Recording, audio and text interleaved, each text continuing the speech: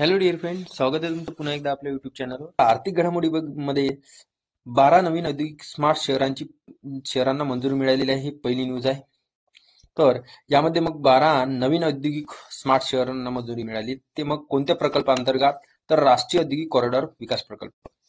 आता इथे आपल्याला पैशाचे काही घेणदेण नाही, किती कोटीची गुंतवणूक आहे काही नाही. किती आहे? 10 राज्यामध्ये 12 नवीन ग्रीनफील्ड औद्योगिक स्मार्ट शहरांना मिळालेले आहे. ग्रीनफील्ड थोडंसं पर्यावरणात मुबलक म्हणजे पर्यावरणास एक सूट. त्यानंतर महाराष्ट्रातील दिग्बंदराचा यामध्ये पण समावेश आहे, महत्वपूर्ण राहू द्या महाराष्ट्राच्या संदर्भात. तर यामध्ये आता स्मार्ट शहर, राज्यनिहाय स्मार्ट शहर कोणते आहेत हे आपल्याला जोड्या लावामध्ये करंट अफेअर मध्ये विचारू शकते. तर पंजाब पटियाला एवढं लक्षात ठेवा, राजपुरा पटियाला पंजाब येथील आहे, पंजाब मधील. जोधपूर पाली हे राजस्थान मधील. म्हणजेच एक पॉप्युलर जे काही आहे सिटी तेच आहेत. जास्त लक्षात ठेवण्यामध्ये काही अडचण जाणार नाही. आग्रा जे आहे हे उत्तर प्रदेश मधील आहे आणि खुरपिया हे लक्षात ठेवा, कुठील? उत्तराखंड मधील आहे खुरपिया. आणि आग्रा उत्तर प्रदेश मधील आहे आणि प्रयागराज हे उत्तर प्रदेश मधील आहे. म्हणजे उत्तर प्रदेश मधील आपल्याला 2 स्मार्ट सिटी शहर हे बघायला मिळत आहे. उत्तर प्रदेश मधील कोणते? आग्रा आणि प्रयागराज. तर ऑब्विसली कारण की उत्तर प्रदेश खूप मोठा आहे राज्य तर लोकसंख्येच्या बाबतीत. तर आता जर बघितलं आपण, गया हे बिहारमध्ये आणि जहीराबाद हे तेलंगणामध्ये. हे महत्वपूर्ण आहे एक, जहीराबाद तेलंगणा. आणि ओरवाकल आंध्र प्रदेशमधील, कोपरती आंध्र प्रदेशमधील 2 आहेत, ओरवाकल आणि कोपरती. आणि दिघी महाराष्ट्रातील आहे आणि पलक्कड हे केरळमधलं, तसं ओळखूच येते तुम्हाला. तर बाकी जे काही 12वे शहर आहे, हे 12वे शहर याचे नाव जाहीर केले नाही, त्यामध्ये काही आपण पण जास्त खोलवर जायचं नाही. आता उद्देश काय या प्रकल्पाचा? मजबूत आणि शाश्वत पायाभूत सुविधा करणे. कारण की मजबूत शाश्वत पायाभूत सुविधा म्हणजे शाश्वत पायाभूत सुविधा म्हणजे पर्यावरणास अनुकूल. सर्व काही शहरामध्ये प्रगती होत असेल तर ती पर्यावरणास अनुकूल असलं पाहिजे. जसं आपल्या देशाची प्रगती होत आहे तसं पर्यावरणास काही बाबी हानिकारक ठरू शकतात औद्योगिक क्रांतीमुळे. तर त्या पद्धतीने आता स्मार्ट सिटी अशा तयार करण्यात आल्या जी की पर्यावरणास पण अनुकूल असल्या पाहिजे आणि थोडीशी प्रगती पण झाली पाहिजे. गुंतवणुकीस चालना देणे आणि संतुलित प्रादेशिक विकासाला चालना देणे हे महत्वपूर्ण आहे. आता हे आपण स्मार्ट शहराची न्यूज बघितलेली आहे. त्यानंतर पुढे काय म्हटलेलं आहे? 6 औद्योगिक कॉरिडॉरमध्ये शहरांची उभारणी झालेली आहे. मग औद्योगिक कॉरिडॉर कोणते कोणते आहे? 6. Delhi Mumbai industrial corridor, Amritsar Kolkata industrial corridor आणि विशाखापट्टणम चेन्नई इंडस्ट्रियल कॉरिडॉर. हैदराबाद बेंगळुरू आहे एक आणि त्यानंतर हैदराबाद नागपूर आहे. असं लक्षात ठेवा, हैदराबाद बेंगळुरू आणि हैदराबाद नागपूर आणि त्यासोबत चेन्नई बेंगळुरू पण आहे. हे 6 औद्योगिक कॉरिडॉर आहे, लक्षात असू द्या. तर यामध्ये पैशाच्या भानगडीत पडू नका, रोजगाराच्या बाबतीत काही पडू नका. सर्व काही माहित आहे, किती पर्सेंटने जर बघितलं आपण रिपोर्टनी तर रोजगार किती मिळालेले देशामध्ये, हे ओव्हरऑल डाटावर काही लक्ष द्यायचं नाही आहे. पण प्लग इन प्ले आणि वॉक टू वर्क हे काय? मग हे उद्योगस्नेही उपक्रम आहे. या उपक्रमांचा यामध्ये वापर होईल. आता प्लग इन प्ले आणि वॉक टू वर्क कशासाठी? तर 6 औद्योगिक कॉरिडॉर साठी. आता बघा, HAL जी की हिंदुस्तान एरोनॉटिक्स लिमिटेड आहे, हिला 14वी महारत्न कंपनी म्हणून दर्जा देण्यात आलेला आहे. Hindustan aeronautics limited. आता एरोनॉटिक्स म्हटलं तर संरक्षणाच्या बाबतीत उत्पादन करणारा जे विभाग आहे हे सार्वजनिक उपक्रम आहे.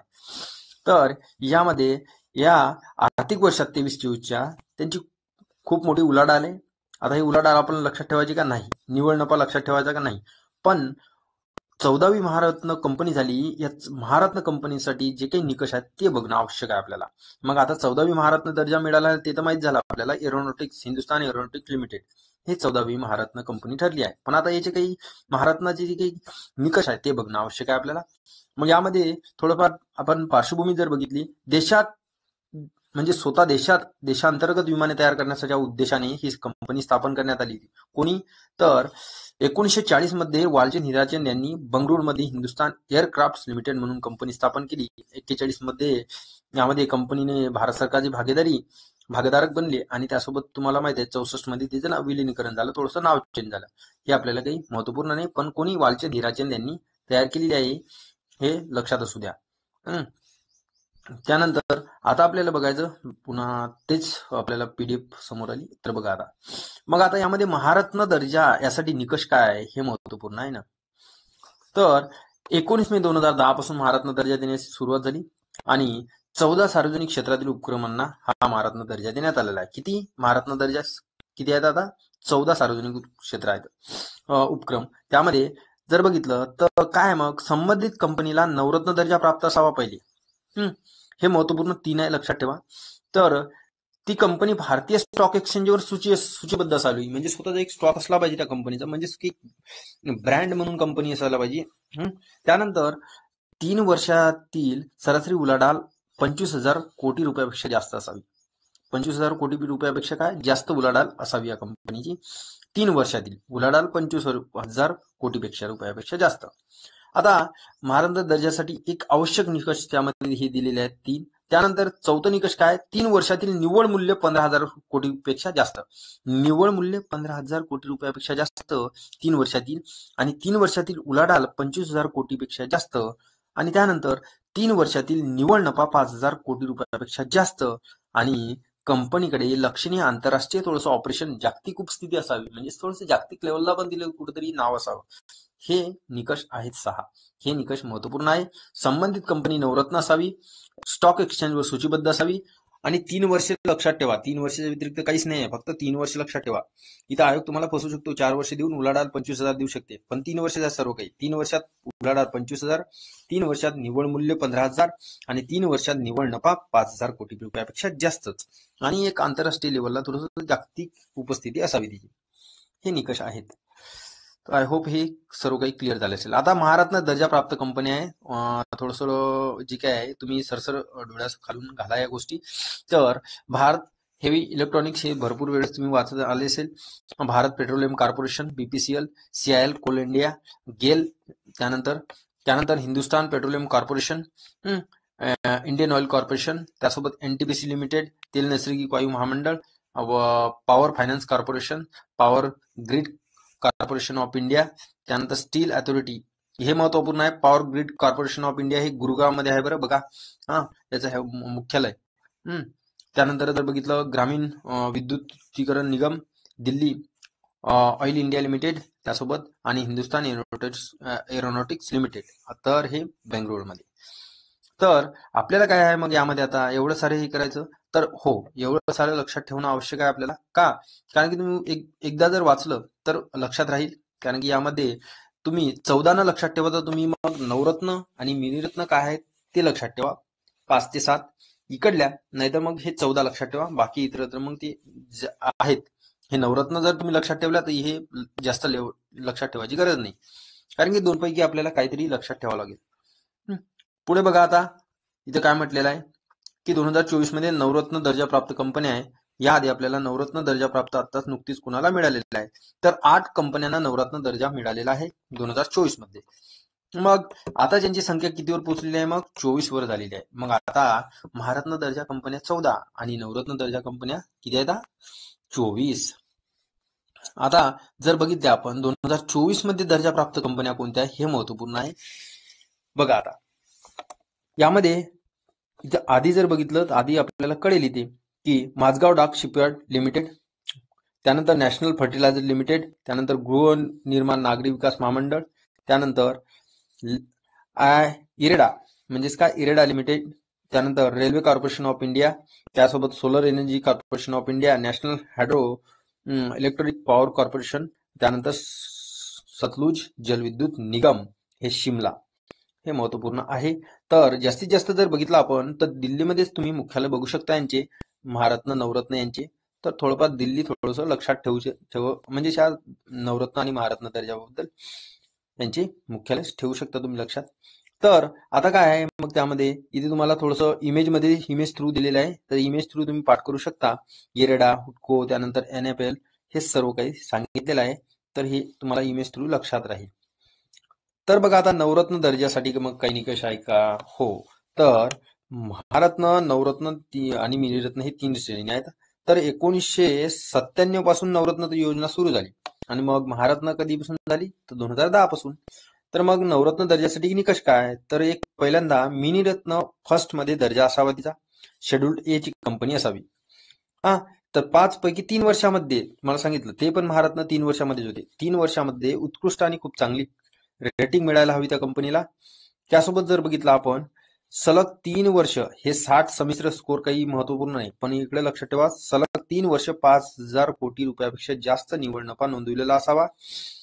3 वर्षासाठी 25,000 कोटी रुपयापेक्षा सरासरी वार्षिक उलाढाल असावी सेम, आणि त्यानंतर 3 वर्षासाठी 15,000 कोटी रुपयापेक्षा जास्त निव्वळ संपत्ती असावी. सेम क्रायटेरिया आहे, फक्त एवढं खरं की मिनिरत्न फर्स्ट दर्जा असावा, शेड्यूल ए कंपनी असावी. त्यानंतर जर बघितलं तर नवरत्न दर्जा 97 पासून सुरुवात झालेला आहे.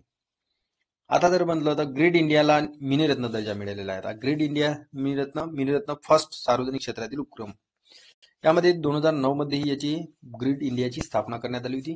आता नुकताच मिनिरत्न दर्जा कोणाला मिळाला हे सिम्पली एक विचारू शकते तुम्हाला, कारण की यावर आपण लक्ष देत नाही. महारत्न, मिनिरत्न, नवरत्न यावर लक्षात येतो, पण मिनिरत्न जर विचारलं तर मिनिरत्न फर्स्ट श्रेणीमध्ये grid control of India limited हिला मिळालेला आहे. तर अशा प्रकारचे जे काही आहे आपल्याला महत्वपूर्ण आहे.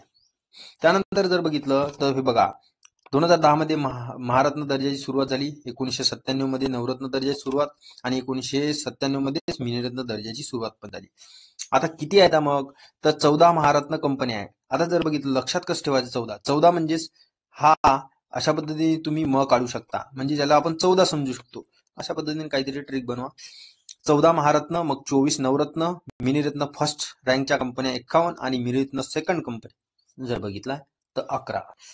हे लक्षात असू द्या, 14, 24 आणि 51, 11. देशातील सर्वात मोठा आयपीओ सादर. आता देशातील सर्वात मोठा आयपीओ सादर यामध्ये काय म्हटलेलं आहे, तर इनिशियल पब्लिक ऑफरिंग आहे, म्हणजे प्रारंभिक भाव विक्रीमध्ये. तर हुंदाई मोटार इंडिया लिमिटेड हा या कंपनीचा जे काय हे देशातील सर्वात मोठा आयपीओ ठरला आहे. तर बघा हुंदाईने LICच्या 21,000 कोटीच्या आयपीओला मागे टाकलेले आहे. याआधी कोण होता मग, LIC. तर एवढं लक्षात ठेवा की आयपीओ इंडियन पब्लिक ऑफरिंग जर म्हटलं तरी चाहता म्हटलं तरी चालेल, तर हे LICला मागे टाकत हुंदाई मोटार लिमिटेड कंपनी हे आयपीओ ठरलेला आहे आता. त्यानंतर जर बघितलं तर 2003 पासून वाहन उद्योगात जर बघितलं तर हे आता 2003 पासून मागील 2 दशकानंतर ही आता आयपीओ ठरणारी ही एक वाहतूक कंपनी आहे. बाकी मागे जर बघितलं तर मारुती सुझुकी इंडियाने आयपीओ आणला होता. तर बघा आता इथे भारतातील आतापर्यंत सर्वात मोठे आयपीओ मग हुंदाई इंडिया हे झालेले आहे 27,870 कोटी रुपये, LIC, त्यानंतर पेटीएम, त्यानंतर कोल इंडिया आणि रिलायन्स पॉवर. बघा रिलायन्स थोडीशी खाली आहे 5व्या नंबरला. तर हुंदाई इंडिया महत्वपूर्ण आहे, आणि LIC आणि पेटीएम, त्यानंतर कोल इंडिया आणि रिलायन्स. बाकी जास्त भानगडीत पडायचं नाही, जास्त आतमध्ये काही जायचं नाही आपल्याला. तर बघा आता परकीय चलनसाठा प्रथमच $700 झाला म्हटलं. आता परकीय $700 झाला, हे काय तर अमेरिकन डॉलर्समध्ये $700 झालेला आहे. तर भारत जगातील 4था देश बनला आहे मग परकीय चलनसाठ्यामध्ये. तर यापूर्वी काय मग चीन, जपान आणि स्वित्झर्लंड यांनी हा टप्पा ओलांडला आहे. मग हा 700 अब्ज अमेरिकन डॉलरचा टप्पा ओलांडणारा भारत हा 4था देश बनलेला आहे. त्याआधी चीन, जपान आणि स्वित्झर्लंड. चीन, जपान सेम आहे, आणि त्यासोबत स्वित्झर्लंड लक्षात ठेवा. हे RBIने जारी केलेलं आहे तर रिपोर्ट. तर बघा आता पुढे काय म्हटलेलं आहे मग, आता परकीय चलनसाठा आपल्याला जर बघितला तर यामध्ये आपल्याला सिम्पली हे बघायचं की परकीय चलनसाठ्यातील घटक काय आहेत. मग हे जीएस मध्ये पण आपल्याला विचारू शकते की परकीय चलन जर म्हटलं तर डॉलर आणि युरोच्या संदर्भात आहे, त्यासोबत एक सोन्याच्या साठ्याच्या संदर्भात आहे, म्हणजेच हे घटक आहेत. IMF मध्ये स्पेशल ड्रॉइंग राईट्स SDR मध्ये पण आपण परकीय चलनसाठा ठेवू शकतो, आणि IMF मधील रिझर्व्ह ट्रॅच पोझिशन म्हणजेच RTP मध्ये पण आपण परकीय चलनसाठा ठेवू शकतो. म्हणजे युरो डॉलर सोन्याच्या संदर्भात पण आपण ठेवू शकतो परकीय चलनसाठा, त्यानंतर SDR आणि त्यानंतर RTP मध्ये पण ठेवू शकतो. तर सर्वाधिक चलनसाठा असणारे देश मग आता चीन आहे एक, पहिला दुसरा जपान आहे, तिसरा जर म्हटलं तर स्वित्झर्लंड, आणि 4था भारत. सिम्पली बाकी इतर आपल्याला लक्षात ठेवायची काही गरज नाही. नीती आयोगाच्या रचनेनुसार सुधारणा. बघा मित्रांनो, मी काही गोष्टी म्हणजे बऱ्याचशा जे काय आता मला लवकर क्विक होते की काय स्किप करायचं आपल्याला. का, कारण की आपण मागील वर्षाचे तुम्ही प्रिव्हियस इयर जर बघितले क्वेश्चन, तर आपल्याला आपण जेवढे एक्सपेक्ट करतो की आपल्याला डीप मध्ये विचाराल काहीतरी, त्या डीप मध्ये जाऊ शकत नाही. भरपूर साऱ्या करंट इव्हेंट झालेल्या असतात, ते विचारून एकाच इव्हेंटमध्ये आणि एवढं खोलवर जाणं हे आयोगाला शक्य नसते. मग थोडं वरवर काही गोष्टी आपण आपण छोट्या छोट्या गोष्टी आपण ते म्हणतो ना की do not underestimate small thing, आपण छोट्या छोट्या गोष्टीवर थोडं पण लक्ष द्यायला पाहिजे. तर त्यानंतर जर बघितलं आपण आता नीती आयोगाच्या रचनेत सुधारणा झालेली आहे. 16 जुलै 2024 रोजी सुधारणा झाली. मग अध्यक्ष कोण आहे नीती आयोगाचे असतात तर नरेंद्र मोदी म्हणजे पंतप्रधान असतात. उपाध्यक्ष कोण आहे मग नीती आयोगाचे? सुमन बेरी. महत्वपूर्ण आहे ही गोष्ट. मुख्य कार्यकारी अधिकारी कोण आहे? BVR सुब्रमण्यम. हे सीईओ आहेत. उपाध्यक्ष सुमन बेरी, अध्यक्ष पंतप्रधान नरेंद्र मोदी. आणि पूर्णकालीन सदस्य तर VK Saraswat, Rameshchandra, VK Paul आणि अरविंद वीरमणी. बघा रमेश, पॉल, अरविंद आणि सारस्वत. बघा रमेश पॉल कोणाचे मित्र असेल तर तशा पद्धतीने तुम्ही पूर्णकालीन सदस्य लक्षात ठेवू शकता. तर सारस्वत, रमेश, पॉल आणि अरविंद. बघा आता पदसिद्ध सदस्य मग त्यामध्ये अमित शहा गृहमंत्री आहेत, कृषी मंत्री शिवराज सिंग चौहान, निर्मला सीतारामन अर्थमंत्री, राजनाथ सिंग संरक्षण मंत्री, हे पदसिद्ध सदस्य आहे, मोठे मोठे लोक. तर बघा विशेष निमंत्रित सदस्य जर बघितलं तर बाकी भरपूर सारे विशेष निमंत्रित सदस्य आहेत. हे आपल्याला काही भानगडीत पडायचं नाही. तर पुढील न्यूज बघूया आपण. तर बघा आता नीती आयोगाबद्दल आपल्याला थोडीफार महत्वपूर्ण माहिती असली पाहिजे बेसिक. तर नॅशनल इन्स्टिट्यूशन आहे. नॅशनल इन्स्टिट्यूट आहे का नाही? मागील प्रश्न विचारला होता आयोगाने की नॅशनल नीती आयोगाचा लॉंग फॉर्म विचारला होता. बघा आपण काय वाचत राहतो पण नेमकं इन्स्टिट्यूट आहे का इन्स्टिट्यूशन आहे? मग इथेच आयोगाने काय केलं? इन्स्टिट्यूट केलेलं आहे. मग इन्स्टिट्यूट आहे का नाही? National institution for transforming India हे आहे. मग 1 जानेवारी 2015 रोजी नियोजन आयोगाची यांनी जागा घेतलेली आहे. मुख्यालय नवी दिल्ली येथे आहे. तर आता जर बघितलं तर नियामक परिषद जी आहे, हे नियामक परिषद गव्हर्निंग काउन्सिल यामध्ये सर्व राज्याचे मुख्यमंत्री असतात नीती आयोगाच्या परिषदेमध्ये आणि केंद्रशासित प्रदेशाचे लेफ्टनंट गव्हर्नर असतात. आता जर बघितलं आपण सिंधुश्री खुल्लर हे काय पहिले मुख्य कार्यकारी अधिकारी नीती आयोगाचे झालेले आहे आणि अरविंद पनगरिया हे नीती आयोगाचे पहिले उपाध्यक्ष ठरलेले आहेत. कोण आहे? तर सुमन बेरी आता पहिले हे उपाध्यक्ष आहे आजचे 2024 नीती आयोगाच्या. तर आता जर बघितलं तर पहिले नीती आयोगाचे उपाध्यक्ष जर म्हटलं तर अरविंद पनगरिया आणि पहिले सीईओ जर म्हटलं तर सिंधुश्री खुल्लर आणि आताच आपल्याला सीईओ बघायला मिळते तर सुब्रमण्यम. आता रचना काय आहे मग नीती आयोगाची? अध्यक्ष असतात, बरोबर आहे, पंतप्रधान, आणि उपाध्यक्ष असतात मुख्य कार्यकारी अधिकारी, पदसिद्ध, पूर्णवेळ आणि विशेष निमंत्रित सदस्य. इथं आपण बघितलेलं आहे आधी. तर आता उपक्रम काय नीती आयोगाचे? तर तुम्हाला विचारू शकते सिम्पली खालीलपैकी लाईफ मोहीम ही कोणाचा उपक्रम आहे? नीती आयोगाचा. अटल इनोव्हेशन मिशन कोणाचा आहे? मग नीती आयोगाचा. शून्य मोहीम कोणाची आहे? नीती आयोगाची. महिला उद्योजक प्लॅटफॉर्म कोणाचा आहे? नीती आयोगाचा. ई-अमृत पोर्टल नीती आयोगाचा आहे. मिथेनॉल इकॉनॉमिक प्रोग्राम हा पण नीती आयोगाचा कार्यक्रम आहे. आता निर्देशांक कोणते कोणते आहे नीती आयोगाचे? तर थोडंसं लक्षात ठेवा. निर्यात तयारी निर्देशांक, शालेय शिक्षण गुणवत्ता निर्देशांक, SDG सस्टेनेबल डेव्हलपमेंट गोल इंडिया निर्देशांक, राज्य ऊर्जा निर्देशांक, त्यानंतर जिल्हा रुग्णालय निर्देशांक आणि संमिश्र जल व्यवस्थापन निर्देशांक. वारंवार तुम्ही जर ही कंटिन्युअसली तुम्ही व्हिडिओ रिवाइज केला तर खूप महत्वाचा ठरेल मित्रांनो. फक्त रिलॅक्स मध्ये तुम्हाला ऐकायचंच आहे यामध्ये, बाकी जास्त खोलवर जायची गरज नाही आपल्याला. तर सर्वाधिक FDI प्राप्त देश कोणते आहेत? मग आता ही पण न्यूज वारंवार आलेली आहे. प्रिव्हियस इयर जर बघितलं तुम्ही तर अमेरिका आहे सर्वाधिक FDI प्राप्त देश आहे, $311 अब्ज. त्यानंतर चीन आहे, त्यानंतर सिंगापूर, हाँगकाँग आणि ब्राझील. आता लक्षात काय ठेवायचं मग सर्वाधिक FDI प्राप्त देशामध्ये? तर AC म्हणजे अमेरिका, चीन आणि त्यासोबत सिंग करा, म्हणजे सिंग म्हणजे सिंगापूर आणि सिंह म्हणजे हाँगकाँग, म्हणजे AC सिंग लक्षात असू द्या. अमेरिका, चीन, सिंगापूर, हाँगकाँग, ब्राझील FDI प्राप्त. आता वाढवण बंदराची पायाभरणी म्हटलेलं आहे. आता वाढवण बंदर कुठलं आहे मग? तर पालघर मधलं आहे. तर हे 30 ऑगस्ट 2024 रोजी पायाभरणी झालेली आहे याची. आता वैशिष्ट्य काय या प्रकल्पाची? मग वाढवण बंदराचं वैशिष्ट्य, स्थान जर म्हटलं जिल्हा पालघर मध्ये येते. हा बंगालच्या किनारी आहे का? नाही, हे अरबी समुद्राच्या किनारी आहे, लक्षात असू द्या. भारताचे 13वे आणि महाराष्ट्रातील 3रे, भारताचे 13वे महाराष्ट्रातील 3रे मुख्य बंदर आहे. तर महाराष्ट्रात सध्या मुंबई बंदर आहे आणि जवाहरलाल नेहरू बंदर ही 2 मोठे बंदर आहेत. त्याच्यानंतर 3रे जर म्हटलं तर वाढवण बंदर झालेला आहे जिल्हा पालघर मधील. खोली जर म्हटलं 20.20 मीटर, लक्षात असू द्या, सिंपल आहे. देशातील सर्वाधिक खोल बंदर म्हटलं तर आता वाढवण बंदर आहे. बाकी प्रकल्पाची किंमत जबाबदारी काही घेणदेण नाही आपल्याला आपल्या याच्यामध्ये. तर कंटेनर्स काही घेणदेण नाही आपल्याला. रोजगाराची संधी म्हणते 12 लाख होणार आहे. तर बघू आपण पुढे. तर नवीन प्रमुख बंदर घोषित करण्यात आलेले आहे, जे की अंदमान निकोबार मधील जे की बेट आहे त्या बेटामधील गॅलेथिया बे येथील आंतरराष्ट्रीय ट्रान्सशिपमेंट हबला आता प्रमुख बंदर म्हणून अधिकृतपणे घोषित केले गेले आहे. कुठलं होतं अंदमान निकोबार मधलं प्रमुख बंदर? खालीलपैकी गॅलेथिया बे हे प्रमुख बंदर कोणत्या बेटावरील आहे? तर अंदमान निकोबार बेटामधील आहे. लक्षात घ्या, हे प्रमुख बंदर झालेलं आहे. आता बघा, एक्झिम बँकेची नैरोबी येथे कार्यालय झालेलं आहे. एक्झिम म्हणजे माहिती आहे तुम्हाला, एक्सपोर्ट इम्पोर्ट बँक इंडियाने जर बघितलं तर नैरोबी केनिया येथे पूर्व आफ्रिकेत प्रतिनिधी कार्यालय उद्घाटन केलेले आहे. याआधी पण आफ्रिकेमध्ये त्यांचे कार्यालय होते, तर ते आपण बघूया. पूर्वी आफ्रिकेसोबत जर बघितलं तर व्यापार संबंध चांगले असावे हे उद्दिष्ट असते.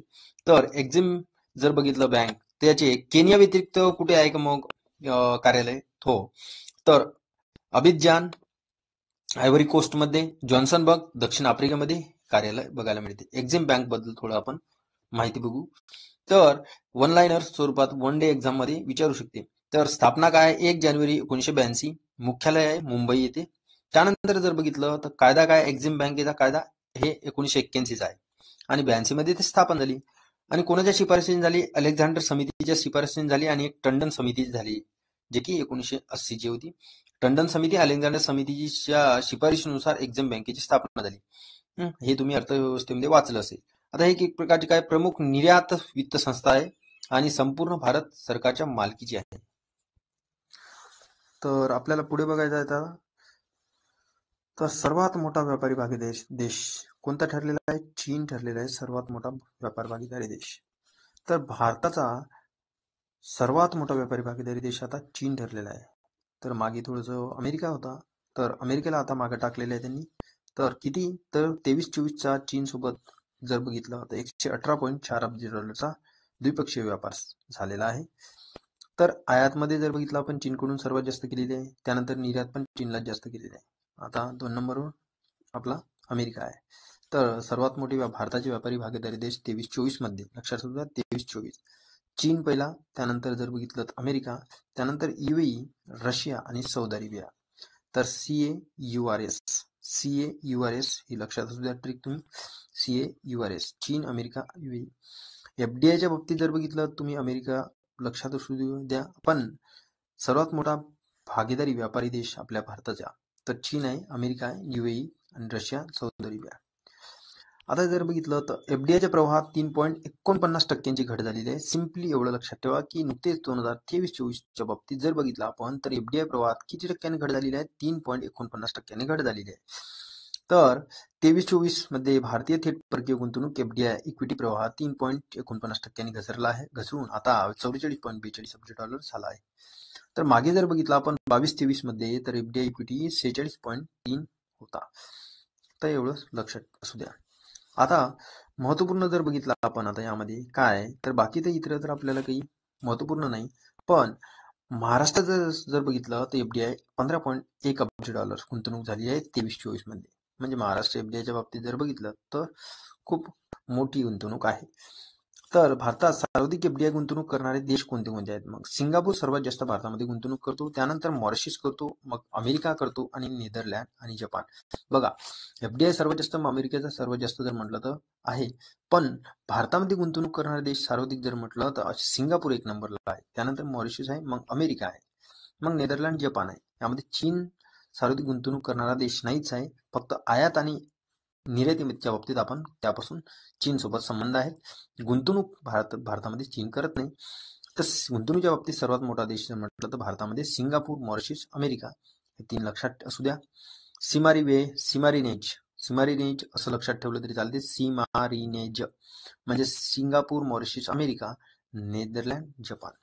आता राज्यनीय झालेली गुंतवणूक काय? मग महाराष्ट्र, गुजरात, कर्नाटक हे तर असणारच आहे, हर वेळेस बघायला मिळते आपल्याला. तर सर्वात जास्त क्षेत्रीय गुंतवणूक कशी झालेली आहे तर हे महत्वपूर्ण आहे. सॉफ्टवेअर व हार्डवेअर मध्ये आता 7.97 अब्ज डॉलर गुंतवणूक झालेली आहे. त्यानंतर सेवा क्षेत्र आहे, मग व्यापार आणि त्यानंतर मग ऑटोमोबाईल उद्योग. बघा, सॉफ्टवेअर सेवा आणि त्यासोबत व्यापार, ऑटो. सॉफ्टवेअर सेवा, व्यापार, ॲटो अशा पद्धतीने तुम्ही क्षेत्रीय गुंतवणूक लक्षात ठेवू शकता. सॉफ्टवेअरची सेवा आणि व्यापारासाठी ॲटो अशा पद्धतीने काहीतरी बनवायचं मित्रांनो, थोडंसं ट्रिक. कारण की मानवी मेंदू कुठपर्यंत लक्षात ठेवणार आहे, थोडंफार काहीतरी बनवायचं ट्रिक. तर 16वे वित्त आयोग बघू आपण आता. 16वे वित्त आयोगाची स्थापना झालेली आहे 31 डिसेंबर 2023 मध्ये. अध्यक्ष आहे डॉक्टर अरविंद पनगरिया, जे की पहिले आपल्याला उपाध्यक्ष होते नीती आयोगाचे. तर हे आता अध्यक्ष झालेले 16वे वित्त आयोगाचे. तर 31 डिसेंबर 2023 मध्ये स्थापना. तर सचिव काय आहे नीती आयोगाचा, तर सचिव ऋत्विक रंजनम पांडे. पूर्णवेळ सदस्य त्यामध्ये अजय नारायण झा आणि मॅथ्यू, त्यासोबत निरंजन राज्याध्यक्ष, हे पूर्णवेळ सदस्य आहे. अर्धवेळ सदस्य महत्वपूर्ण आहे सौम्यकांती घोष, हे लक्षात असू द्या, महत्वपूर्ण आहे. तर हे नीती आयोग आहे. ओके, तर हे 16वा नीती आयोग आहे. तर याचं जर बघितलं तर कालावधी काय आहे, महत्वपूर्ण आहे. 2026-27 ते 2030-31 हा कालावधी आहे 16व्या वित्त आयोगाचा. आणि पहिली बैठक जर म्हणलं 16व्या वित्त आयोगाची 14 फेब्रुवारी 2024 रोजी नवी दिल्ली येथे पार पडली आहे. मग जर बघितलं आपण तर 15 ते 17च्या दरम्यान पहिले नीती आयोगाचे उपाध्यक्ष म्हणून अरविंद पनगरिया होते. तर हे नीती आयोगाचे पहिले उपाध्यक्ष होते. तर आता हे वित्त आयोग 16वा जर म्हटलं तर याचे अध्यक्ष अरविंद पनगरिया आहे. थोडंसं कन्फ्यूज व्हायला वाटते असं, पण व्हायला नको आपण. तर भारताचे G20 शेर्पा म्हणूनही काम केलेले आहे त्यांनी, कोणी, अरविंद पनगरिया यांनी. कोलंबिया विद्यापीठात अर्थशास्त्राचे प्राध्यापक होते. तर आपल्याला एक महत्वपूर्ण व्यक्ती म्हणून पण यांच्याबद्दल माहिती येऊ शकते मित्रांनो. तर अशा पद्धतीचे जे काही न्यूज महत्वपूर्ण आहे. आता नीती आयोगाचे जर बदल, वित्त आयोगाचे उपाध्यक्ष अध्यक्ष आहेत. आता पहिलं जर म्हटलं तर नियोगी आहे आणि त्यानंतर के संतानम. आता या जर बघितलं आपण तर 5 पर्यंत लक्षात ठेवा. हे बघा कसं, योगी संत चंदा राजमन्नर त्यागी, योगी संत चंदा राजमन्नर त्यागी, योगी संत चंदा राजमन्नर त्यागी, योगी संत चंदा राजमन्नर त्यागी, हे 4 ते 5 आपल्याला पहिले लक्षात असले पाहिजे. त्यानंतर पंत हा 10 नंबरची टी शर्ट वेअर करतो, तर लक्षात असू द्या अशा पद्धतीने ट्रिक बनवायची. 10 नंबरला पंत आहे. त्यानंतर जर बघितलं मग खुसरो, तुम्हाला माहित आहे खुसरो 11. त्यानंतर रंगराजन जर म्हटलं तर रंगराजनचा र हा 2 प्रमाणे दिसतो म्हणून रंगराजन 12 लक्षात ठेवा. केरकळचा क हा 3 प्रमाणे दिसतो म्हणून 13 केरकळ लक्षात असू द्या. 14 रेड्डी आणि त्यानंतर 15वा NK सिंग आणि 16वा अरविंद पनगरिया 2023 हे वित्त आयोगाचे अध्यक्ष आहे. तर अशा पद्धतीने आय होप तुम्हाला काही थोडीफार चालता बोलता ट्रिक कळल्या असेल. अशा पद्धतीने थोडंसं बनवून पाहायचे आपण. वित्त आयोगाबद्दल जर बघितलं आपण थोडंसं पार्श्वभूमी, राष्ट्रपतीद्वारे दर 5 वर्षांनी हा तयार केला जातो. आणि घटनेची तरतूद जर म्हटलं तर 280 कलम घटनेतील. रचना 1 अध्यक्ष 4 सदस्य, लक्षात असू द्या रचना काय, 1 अध्यक्ष आणि 4 सदस्य, ओव्हरऑल 5. तर कार्य काय, केंद्र आणि राज्याचे कर महसूल वितरणाबाबत शिफारशी करतो, सिंपल. आणि कायदे जर म्हटलं तर वित्त आयोग अधिनियम 1951, वित्त आयोग पगार भत्ते अधिनियम 1951 आहे. वित्त आयोग अधिनियम जर म्हटलं तर 1951 आहे, लक्षात असू द्या. तर संसद आयोगाची सदस्यांची पात्रता आणि कार्यपद्धती निश्चित करते. मग हा स्थापन राष्ट्रपतीद्वारे होतो, पण त्यांच्या जे काही सदस्य आहेत त्याची पात्रता आणि कार्यपद्धती कोण निश्चित करते, मग तर संसद निश्चित करते. हे महत्वपूर्ण आहे. वित्त आयोगाच्या जबाबदाऱ्या आहेत, कर महसुली केंद्र, राज्य आणि राज्यामध्ये विभागणी, कर महसुलाबाबत मिळणाऱ्या राज्यांना जे काही निधीचा वाटा, संचित निधीतून राज्यांना दिली जाणारी जी काही अनुदान रूप मदत, राज्याच्या निधीतून पंचायत आणि नगरपालिका या द्यावायचा निधी काय, हे सर्व काही जबाबदाऱ्या वित्त आयोगाच्या आहे. आपत्ती व्यवस्थापनाबद्दल जे काही वित्त पुरवठा आहे हे याबद्दल पण वित्त आयोगच बघतो. तर रिझर्व्ह बँकेला 90 वर्ष पूर्ण झालेली आहे. रिझर्व्ह बँकेला 90 वर्ष पूर्ण झालेली आहे. तर या 90 वर्ष पूर्ण झाल्याबद्दल मग आपल्याला अतिशय महत्वपूर्ण ही न्यूज ठरू शकते. तर काय मग या न्यूजमध्ये 1 एप्रिल 2024 रोजी मुंबईमध्ये एक विशेष समारंभ आयोजित करण्यात आला आहे. नरेंद्र मोदी यांच्या हस्ते 90 रुपयाचे विशेष चांदीचे नाणे जारी केलेले आहे. आणि हे नाणेबद्दल जर बघितलं आपण तर 99.99% शुद्ध चांदीचे बनलेले आहे. पण महत्वपूर्ण आहे 40 ग्रॅम वजनाचे हे नाणे आहे. लक्षात ठेवा, 90 वर्ष पूर्ण झालेले आहे RBIला. मग RBI बद्दल एवढंच आपल्या ला लक्षात ठेवायचं का नाही, तर आरबीआय बद्दल थोडीशी पार्श्वभूमी बघू आपण, बॅकग्राऊंड. तर आरबीआयची स्थापना तुम्हाला माहितीच आहे, 1 एप्रिल 1935 रिव्हिजन होईल. मुख्यालय आहे मुंबईमध्ये, दिल्लीमध्ये नाही, मुख्यालय मुंबईमध्ये आहे. तर शिफारस कोणी केली होती आरबीआय स्थापनेची? हिल्टन यंग आयोग 1926चा. आणि कायदा कधी आहे आरबीआयचा? 35 मध्ये स्थापना, म्हणजेच कायदा आधी झाला 1934 मध्ये. विभागीय कार्यालय महत्वाचे आहे. कोलकाता, मुंबई, दिल्ली, चेन्नई हे विभागीय कार्यालय आहेत. पण कोलकाता, मुंबई, दिल्ली, चेन्नई यामध्ये नागपूर नाही आहे, लक्षात ठेवा. आणि आरबीआयचे प्रतीक तुम्हाला माहितीच आहे, वाघ आणि पाम ट्री तुम्हाला आरबीआयच्या सिम्बॉल मध्ये बघायला मिळेल. 1937 मध्ये काय झालं, आरबीआयचं जे की कलकत्ता होतं मुख्यालय, तिथून आता मुंबईला स्थलांतर करण्यात आलं 1937 मध्ये. आणि राष्ट्रीयकरण तर माहितीच आहे तुम्हाला 1949 मध्ये. आता जबाबदारी आरबीआयच्या कार्य, आर्थिक स्थिरता, चलन व्यवस्थापन, चलनवाढ, व्याजदर निश्चिती हे त्यांचे कार्य आहे. पहिले गव्हर्नर बघा आरबीआयचे कोण आहे, तर ऑसबर्न अर्कल स्मिथ, जे की ऑस्ट्रेलियन होते. बघा अमेरिकन होते का? नाही, ऑस्ट्रेलियन होते. तर पहिले भारतीय गव्हर्नर सी.डी. देशमुख. त्यानंतर मनमोहन सिंग हे एकमेव पंतप्रधान आहे जे की आरबीआयचे गव्हर्नर म्हणून पण त्यांनी काम केलेले आहे, हे एकमेव पंतप्रधान मनमोहन सिंग. तर बघा आता बाकी आपल्याला महत्वपूर्ण काय, मग आरबीआयने जे काही उपक्रम चालू केले आहेत ते महत्वपूर्ण आहे. तर आरबीआयचे जे काही गव्हर्नर शक्तिकांत दास यांनी 24 मध्ये उपक्रम कोणते कोणते चालू केलेले आहेत बघा. प्रवाह पोर्टल आहे आणि रिटेल डायरेक्ट मोबाईल ॲप आहे आणि त्यासोबत फिनटेक रिपॉझिटरी जे काय आहेत, हे 3 उपक्रम काय अनावरण केलेले आहे आरबीआयने, लक्षात द्या. प्रवाह portal, retail direct mobile app आणि फिनटेक रिपॉझिटरी हे जर बघितलं तर हे आरबीआयचे उपक्रम आहेत 3. बघा आता पुढील न्यूज. तर काय म्हणते पुढील न्यूज, कल्पकम फास्ट ब्रीडर जे की रिॲक्टर आहे, हे फास्ट ब्रीडर रिॲक्टर हे भारतातील पहिली स्वदेशी प्रोटोटाईप फास्ट ब्रीडर रिॲक्टर जे काय आहे, हे कोर लिडिंगचा प्रारंभ केलेला आहे. तर आता हे नेमकं काय मग, तर कल्पकम कुठे येते हे महत्वपूर्ण आहे. तर जर बघितलं आपण तर कल्पकम हे इथे आपल्याला एक फास्ट ब्रीडर रिॲक्टर बघायला मिळणार आहे. तर ते तामिळनाडूमध्ये कल्पकम येते. तर हे रिॲक्टर मग काय आहे, तर याची रिस्पॉन्सिबिलिटी म्हणजे याची बांधकाम रचना करण्याची रिस्पॉन्सिबिलिटी कोण घेतलेली आहे, तर भवानी म्हणजेच भारतीय नाभिकीय विद्युत निगम. आणि हे स्वदेशी पद्धतीचे होणार आहे. आता हे मग हे नेमकं काय आहे, मग कल्पकम हे अणुभट्टी असणार आहे. तर हे कशी आहे, व्यावसायिक कार्यरत फास्ट ब्रीडर अणुभट्टी असणार आहे. आणि हे अणुभट्टी म्हणजे की कार्यरत फास्ट ब्रीडर अणुभट्टी असणारा भारत हा रशियानंतर कितवा देश ठरला, दुसरा. तर याआधी रशिया 1 नंबरवर आहे, त्यानंतर दुसरा देश आहे की जे की फास्ट ब्रीडर अणुभट्टी असणारा भारत देश. आता कुठे मग कल्पकम, तामिळनाडूमध्ये. आता हे 3 टप्पे वगैरे हे काही महत्वाचं नाही, फक्त आपल्याला एवढं महत्वाचं की व्यावसायिक कार्यरत फास्ट ब्रीडर अणुभट्टी असणारा भारत हा कितवा देश, रशियानंतर दुसरा. बाकी सर्व न्यूजमध्ये काही परीक्षे दृष्टिकोनातून महत्वाचं नसतेच आणि ओव्हरऑल तुम्ही बघू शकता. हे तुम्ही तुमच्यावर डिपेंड आहे, तुम्ही किती डाटा सोडायचा आणि किती आपल्याला परीक्षेच्या दृष्टिकोनातून घ्यायचा.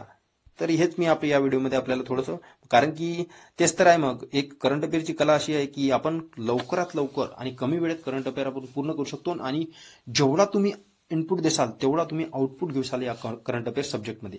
बाकी सब्जेक्ट जर बघितले तर बाकी सब्जेक्ट हे तुम्ही जेवढं काही इनपुट देसाल त्या सब्जेक्टमध्ये तेवढा आउटपुट बघायला मिळत नाही. कारण की आजची जी की सिनेरिओ आहे परीक्षेचा, म्हणजे परिस्थिती आहे, तर आज तुम्हाला थोडेसे वाचन करण्यामध्ये सोपं जाईल सब्जेक्ट, पण तिथे जे त्याबद्दल त्या सब्जेक्टमधील जे काही क्वेश्चन जर आले आपल्याला, तर ते क्वेश्चन थोडंसं एक गोंधळात टाकणारे असतात. म्हणून करंट अफेअर इझी आहे, जेवढं तुम्ही इनपुट देसाल तेवढा आउटपुट निघणार मित्रांनो. एकच सांगायचं आहे. तर 3 टप्प्याचा अणुऊर्जा कार्यक्रम आहे. तर कोणता, पहिल्या टप्प्यामध्ये जर बघितलं तर प्रेशराइज हेवी वॉटर रिॲक्टरच्या संदर्भात, म्हणजे नैसर्गिक युरेनियम इंधन म्हणून वापर होते, प्रेशराइज हेवी वॉटर असतो. तर दुसऱ्या टप्प्यामध्ये जर बघितलं तर आता भारत पोहोचला आहे, तर फास्ट ब्रीडर रिॲक्टर याची स्थापना केलेली आहे भारताने, जे की रशियानंतर दुसरा ठरलेला आहे भारत. आणि तिसरा टप्पा जे आहे हे थोरियम आधारित असते अणुभट्टी निर्मिती, आणि इथे पण हेवी वॉटर रिॲक्टरची स्थापना केली जाणार आहे. तर हे अशा पद्धतीने 3 टप्पे लक्षात असू द्या.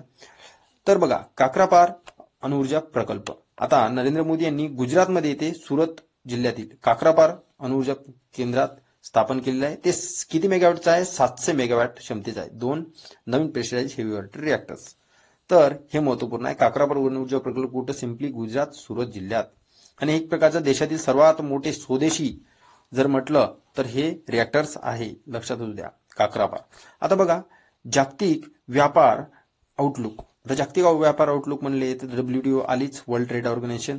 बघा मग यांनी काय म्हटलेलं आहे, तर हे काही लक्षात ठेवायची गरज आहे का, नाही. मग कशाला वेळ त्यामध्ये घालायचं. तर आता काय बघायचं आहे मग? सर्वाधिक वस्तू निर्यात करणारा देश कोण आहे? चीन. मग सर्वाधिक वस्तू आयात करणारा देश कोण आहे? आयात म्हटलं की अमेरिका. आणि सर्वाधिक सेवा निर्यात करणारा देश कोणता आहे? अमेरिका. वस्तू निर्यात जे करतो हे चीनच करतो आणि वस्तू आयात करणारा कोण आहे? अमेरिका आहे. पण सर्वाधिक सेवा म्हणजे जे काही तुम्ही वेगवेगळ्या प्रकारच्या सेवा देता, तर हे सर्वाधिक कोण करतो? सेवा निर्यात अमेरिका करतो. आणि सर्वाधिक सेवा आयात पण कोण करतो? अमेरिका करतो. आयात निर्यात सेवा आणि वस्तू हे सर्व अमेरिकाच करतो. फक्त एवढं कर की वस्तू निर्यातीमध्ये चीन हा एक नंबरवर आहे. तर हे व्यापाराच्या संदर्भात बघितलं. आता भारताचे स्थान जर बघितले आपण जागतिक व्यापारात, तर वस्तू निर्यातीत जर बघितलं स्थान आहे भारत 17व्या क्रमांकावर.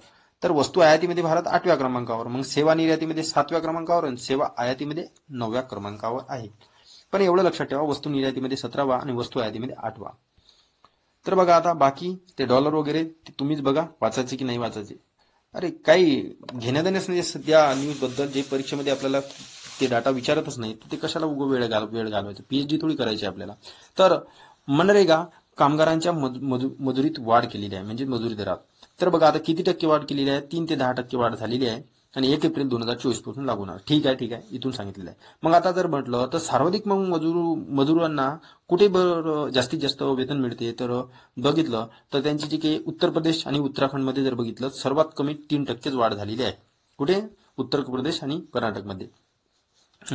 तर जर बघितलं आपण इथे 3% वाढ झाली, पण कर्नाटकमध्ये जर बघितलं आपण तर मजूर दरामध्ये सर्वाधिक वाढ झालेली आहे आणि उत्तर प्रदेश उत्तराखंडमध्ये 3%च वाढ झालेली आहे, सर्वात कमी. आता जर बघितलं 2024-25 साठी देशात सरासरी वेतन किती?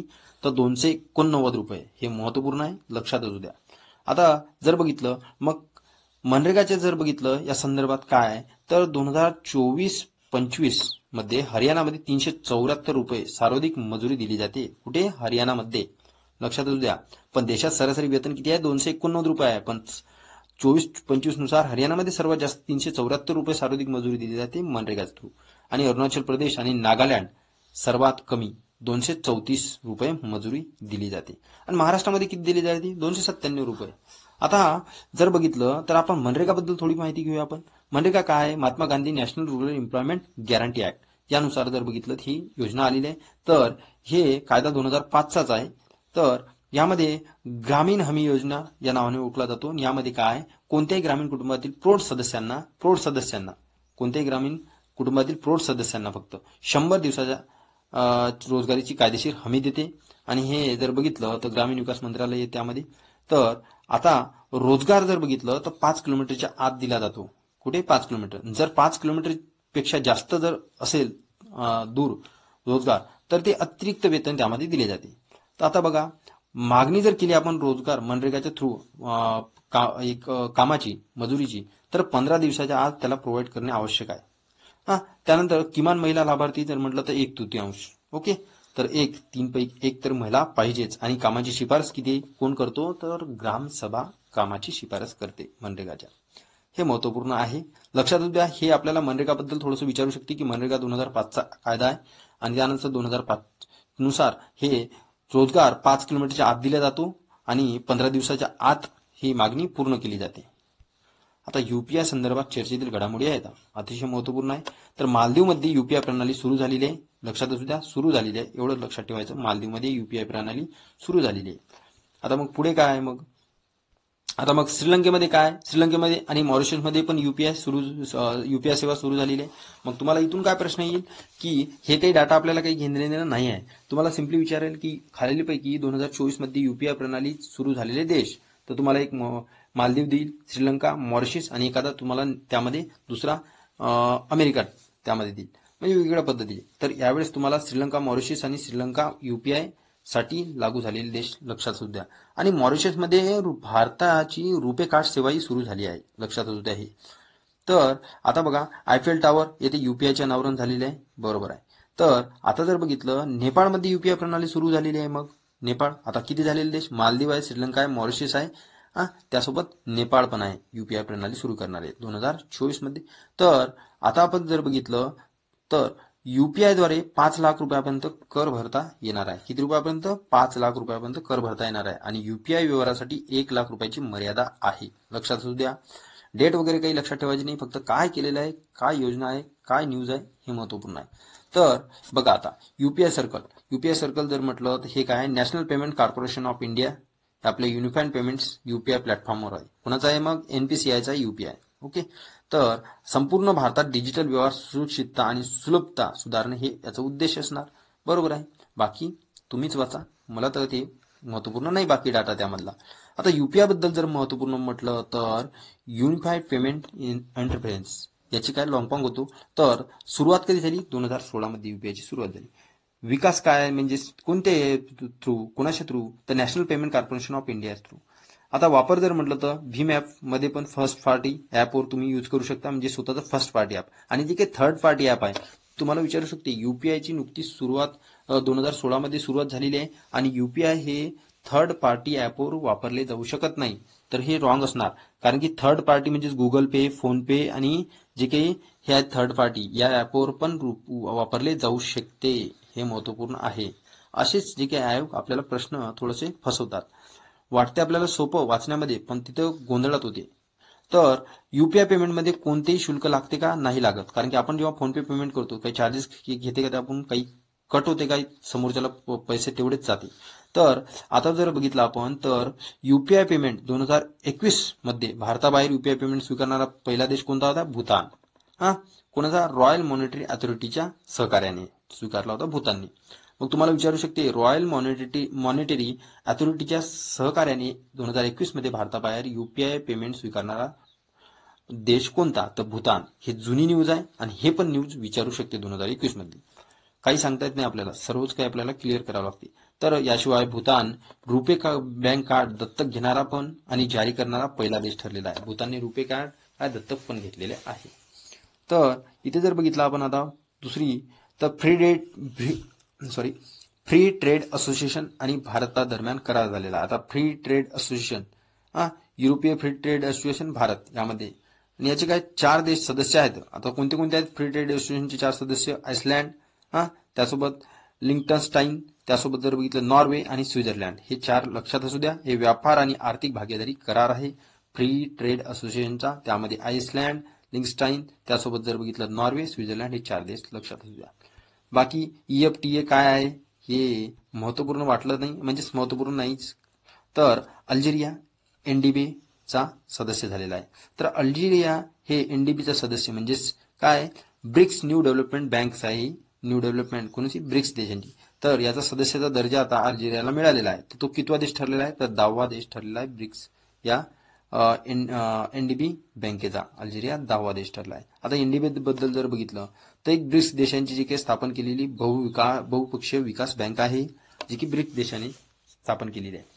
तुम्हाला माहिती आहे ब्रिक्स देश काय कोणते कोणते आहेत ते तुम्ही कमेंट बॉक्समध्ये कमेंट करून सांगितलं तर तुमची पण रिव्हिजन होईल. तर 2012 मध्ये दिल्ली येथे 4थ्या ब्रिक्स परिषदेत भारताने बँक स्थापन करण्याची कल्पना मांडली होती. किती, 4थ्या परिषदेमध्ये दिल्लीमध्ये 2012 मध्ये. आणि 5वी जी झाली 2013 मध्ये ही ब्रिक्सची परिषद झाली होती. यामध्ये नवीन बँक स्थापन करण्याची सहमती दर्शवली आहे. म्हणजे कुठे सहमती दर्शवली, तर 5व्या ब्रिक्स शिखर परिषदेमध्ये एनडीबीची स्थापना दर्शवली आहे. लक्षात असू द्या. आता पुढील न्यूज जर बघितल्या आपण आता बाकी, आता अमेरिकेतून सर्वाधिक एफडीआय. आता हे आपण याआधी पण बघितलेलं आहे की अमेरिका हा भारतातील एफडीआयचा सर्वात मोठा स्रोत आहे 23-24चा. इथे तुम्हाला याआधी पण आपण ही न्यूज बघितलेली आहे. America, Mauritius, Singapore, UK, Netherland.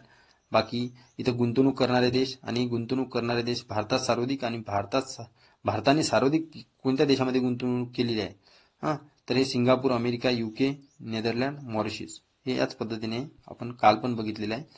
तर हे तुम्ही वाचू शकता. तर बघा आता MPC ची पुनर्रचना. आता MPC काय मग, तर हे चलनविषयक धोरण समिती आहे, RBI स्थापना केलेली, आणि हे आता MPC ची पुनर्रचना करण्यात आली. आता पुनर्रचनेमध्ये जर बघितलं तर MPC मध्ये जर बघितलं किती, तर 6 सदस्य असतात. त्यामध्ये 3 सदस्य RBIचे असतात आणि 3 इतर बाह्य सदस्य असतात. मग इतर बाह्य सदस्य महत्वपूर्ण आहे आपल्याला. कोणते आहेत मग, आता नुकतेच ती निवड झालेली त्यांची, राम सिंग, त्यासोबत सौगता भट्टाचार्य आणि नागेश कुमार हे बाह्य सदस्य म्हणून MPC मध्ये निवड झालेली आहे. 6 सदस्यामध्ये रामसिंग, सौगता भट्टाचार्य, नागेश कुमार. अतिशय महत्वपूर्ण न्यूज आहे मित्रांनो. तर पुढे बघा आता आपण आलोच आपण आता संक्षिप्त आर्थिक घडामोडीकडे. तर चलनविषयक धोरण समितीबद्दल माहिती बघूया थोडं. स्थापना 27 जून 2016 रोजी आरबीआय ऍक्ट 1934 अंतर्गत झालेली आहे चलनविषयक धोरण समितीची. तर हे व्याजदर निश्चिती करण्यासाठी काय जबाबदार म्हणून काम करते. तर पदसिद्ध अध्यक्ष जर म्हणलं तर आरबीआयचे गव्हर्नर असतात त्या चलनविषयक धोरण समितीचे. तर सदस्य 6 असतात आणि वर्षातून किती 4 वेळा बैठका झाल्या पाहिजे. किती वर्षातून 4 वेळा बैठका झाल्या पाहिजे. बहुमताने निर्णय घेतले जातात. ओके. त्यानंतर जर बघितलं तर एमपीसीची शिफारस कोणी केली होती हे महत्वपूर्ण आहे आपल्याला.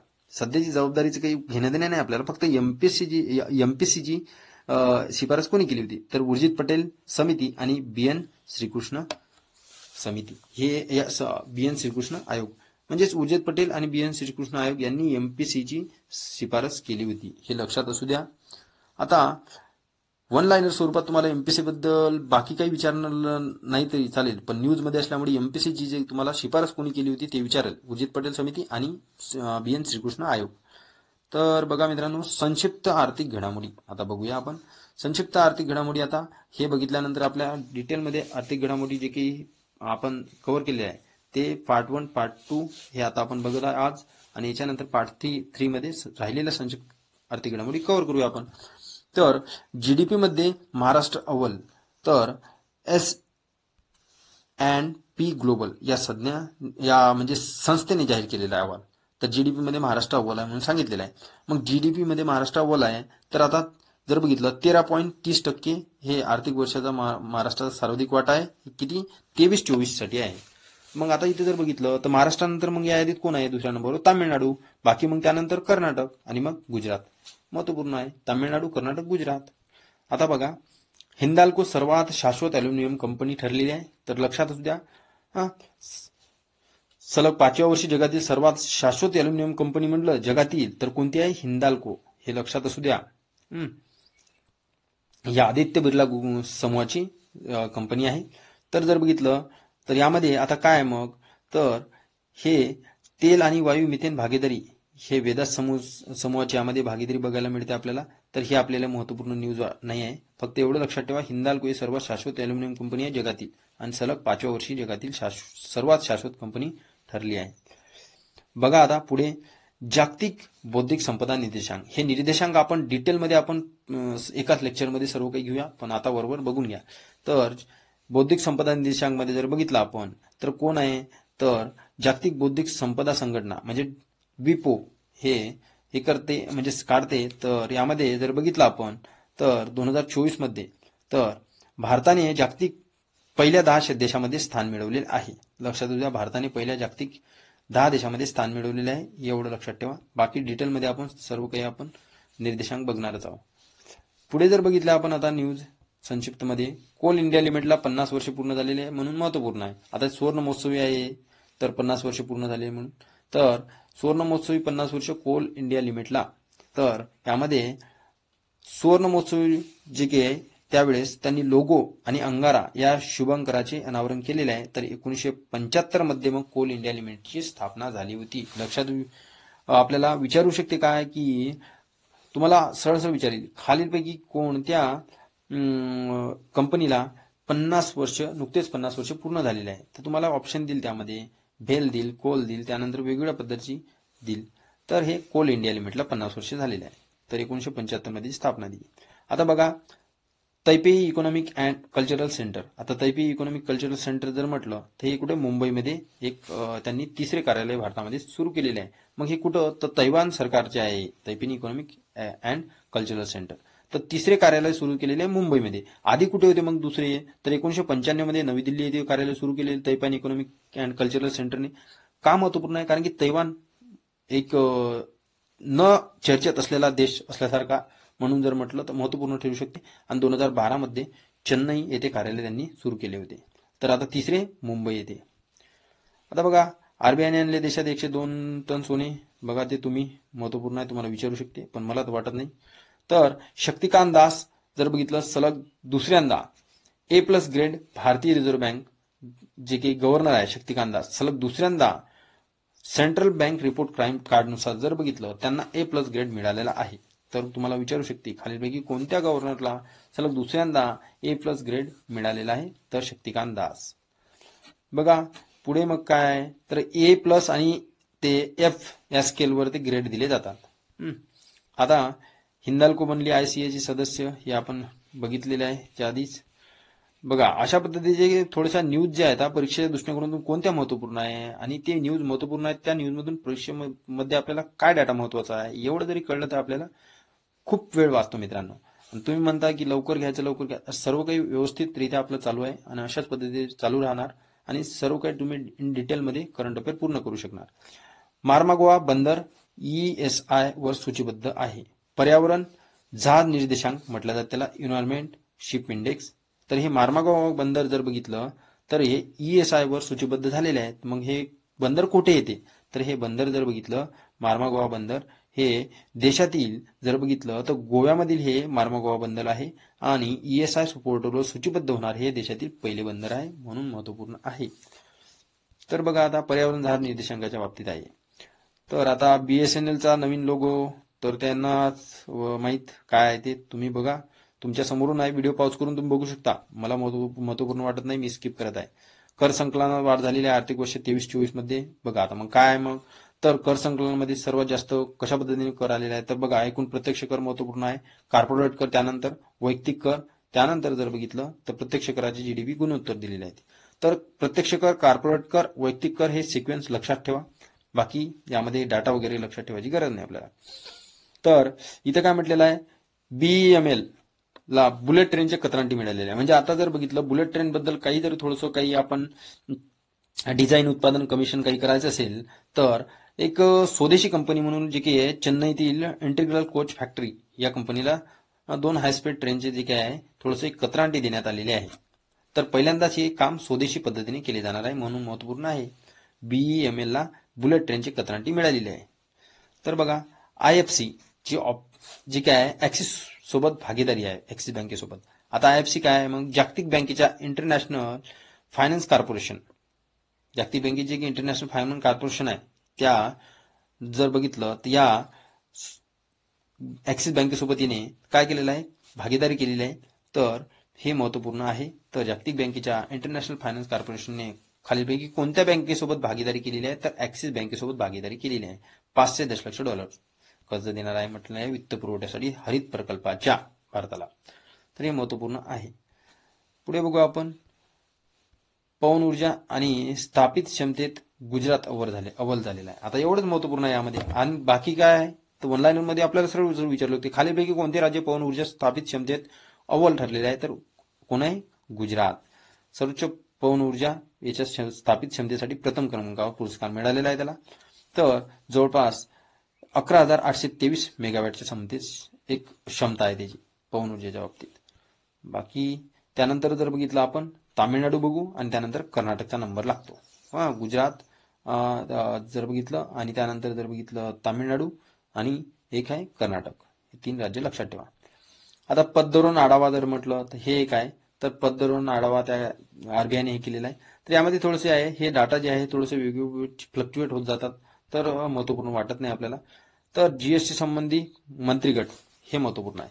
आता वस्तू सेवा कर GST परिषदेने नुकसान भरपाई उपकरणाच्या भविष्यावर निर्णय घेण्यासाठी जे काही नुकसान भरपाई उपकरण आहे त्याच्यावर जे काही भविष्यावर निर्णय घेण्यासाठी GST परिषदेने एक मंत्रिगट स्थापन केलेला आहे.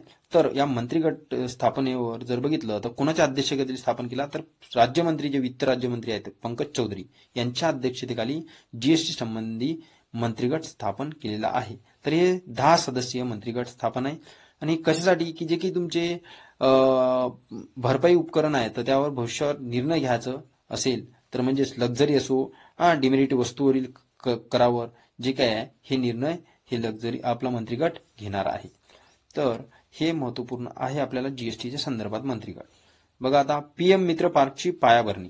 बघा मित्रांनो फास्ट होत आहे का, जर काही असेल काही त्यामध्ये तुम्हाला थोडंसं काही डाऊट असेल तर तुम्ही कमेंट बॉक्समध्ये कमेंट करून सांगू शकता. नेक्स्ट लेक्चरमध्ये आपण ते करेक्शन करून घेऊया.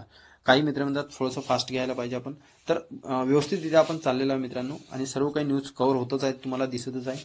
आणि थोडंसं मी जास्त त्यामध्ये तुम्हाला लेक्चरशिप पण देत नाही आहे. तर काही गोष्टी असतात ते अत्यंत महत्त्वपूर्ण असतात सांगण्याच्या, ते थोडंसं ऍडजस्ट करायचं, स्किप करायचं नाही तर समोर जायचं.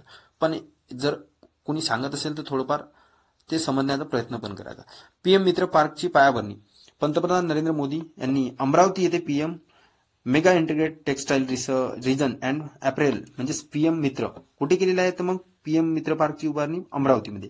एकूण किती केंद्र सरकारने वस्त्रोद्योगासाठी केलेले आहे पीएम पार्क, तर किती, तर 7 पीएम मित्र पार्क उभारण्याची मान्यता दिलेली आहे. तर जवळपास जर बघितलं आपण अमरावतीमध्ये 1000 एकरचे उद्यान विकसित केले जात आहे. तर हे पीएम मित्र पार्क अमरावती लक्षात असू द्या. जवळपास मला असं वाटते अमरावतीमध्ये नांदगाव खंडेश्वर कुठेतरी आहे असं बघा, मे बी करेक्ट असेल. तर भारत उझबेकिस्तान बीआयटी करार.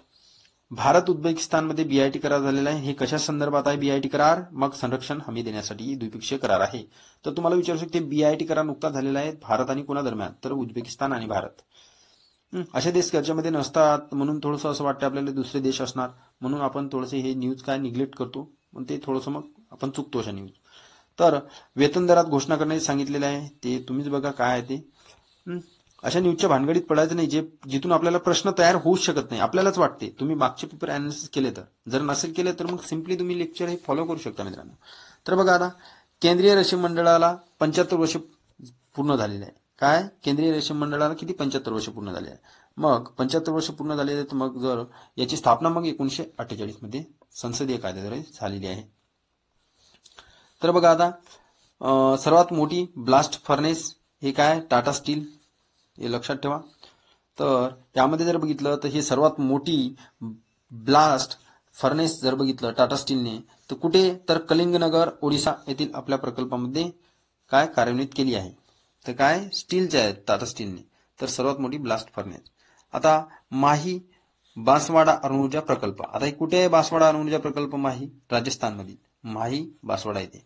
तर 4700 मेगावॅट अणुऊर्जा प्रकल्प उभारण्यासाठी कोणामध्ये, तर सरकारने एनपीसीआयएल आणि एनटीपीसी यामध्ये संयुक्त उपक्रमाला मान्यता दिलेली आहे. आता माही बांसवाडा अणुऊर्जा प्रकल्प या संदर्भात राजस्थानमधील माही बांसवाडा येथे 4700 मेगावॅट अणुऊर्जा प्रकल्प उभारण्यासाठी एनपीसीआयएल मध्ये आणि एनटीपीसी मध्ये संयुक्त उपक्रमाला मान्यता दिली आहे, लक्षात असू द्या. तर सिंगापूरमध्ये जर बघितलं आपण, आता सिंगापूरमध्ये इन्व्हेस्ट इंडिया कार्यालय म्हणजेच भारतातील प्रादेशिक गुंतवणुकीला सुलभ करण्याच्या उद्देशाने हे केलेलं आहे. तर इन्व्हेस्ट इंडिया कार्यालय कुठे, तर सिंगापूरमध्ये. तर हे जर बघितलं तर हे परदेशातील पहिले कार्यालय आहे. भारताने जे इन्व्हेस्ट इंडिया कार्यालय केलेलं आहे कुठे, सिंगापूरमध्ये, ते हे पहिले कार्यालय आहे भारताचे, म्हणून महत्वपूर्ण आहे.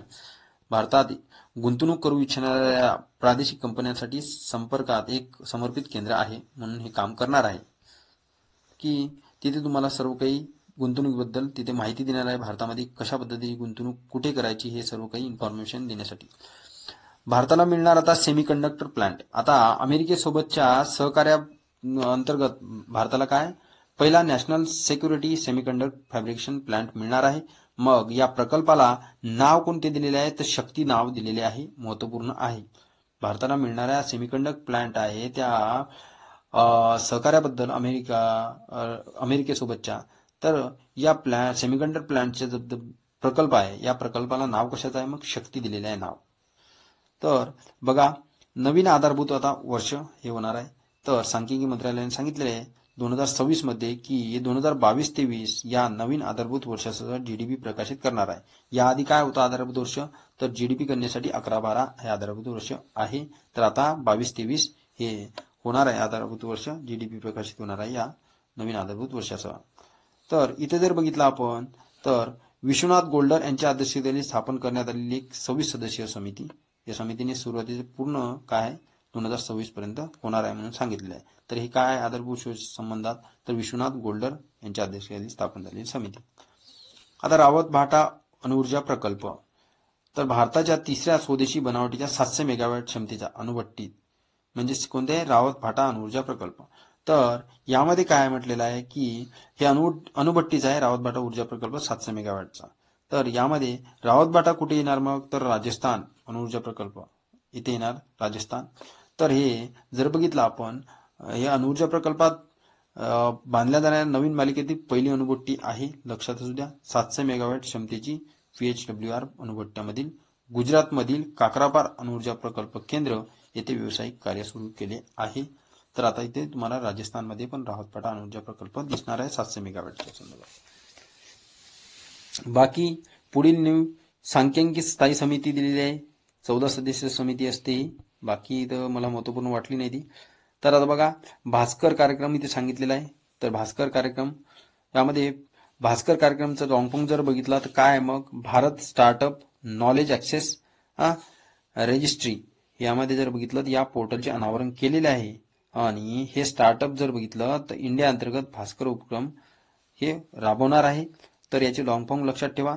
तर रोज 16 सप्टेंबर 2024 रोजी नवी दिल्ली येथे याचे अनावरण करण्यात आलेले आहे. कुठे? नवी दिल्ली येथे. तर हे काय आहे मग याच्यातनी, की स्टार्टअप इकोसिस्टीम मधील भागधारकांसाठी काय आहे, जगातील सर्वात मोठी डिजिटल रजिस्ट्री तयार करणे हे भास्करचे काय उद्दिष्ट आहे. म्हणजे जे काही मोठमोठे स्टार्टअप्स आहेत, जे भागधारक आहेत जगातील, यांना सर्व काही इथं डिजिटल रजिस्ट्री करण्यासाठी हे भास्करचे काय उद्दिष्ट आहे. आता समोर इथे काय, क्रिएट सेटअपचे उद्घाटन.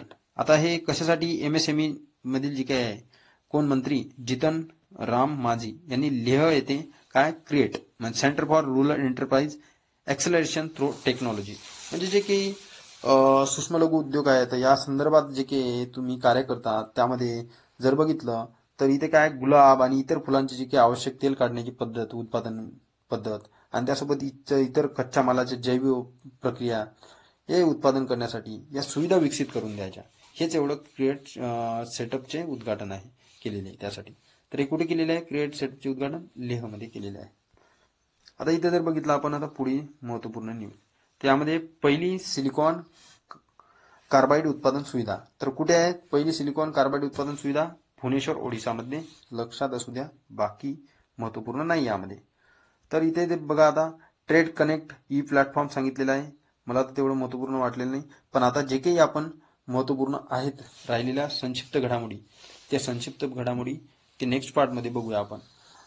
तर व्हिडिओ जास्त लेंदी न व्हावा, कारण की लेंदी जर व्हिडिओ असला मित्रांनो तर तुम्हाला एक ऑफलाईन मोडमध्ये पण बघता येण्यास थोडीशी अडचण जाईल. त्या उद्देशाने मी जास्त लेंदी घेत नाही आणि शॉर्टमध्येच आपण थोडंसं कंप्लीट करण्याचा प्रयत्न करा. आणि लास्टमध्ये आपल्याला लेंदी लेक्चर कधी घ्यायचं आहे, यामधून जे काही व्हेरी इम्पॉर्टंट आपण एक लेक्चर तुम्ही जर म्हटलं तर ते IMP न्यूज कलेक्शन करू आणि ते घेऊया आपण लास्टला.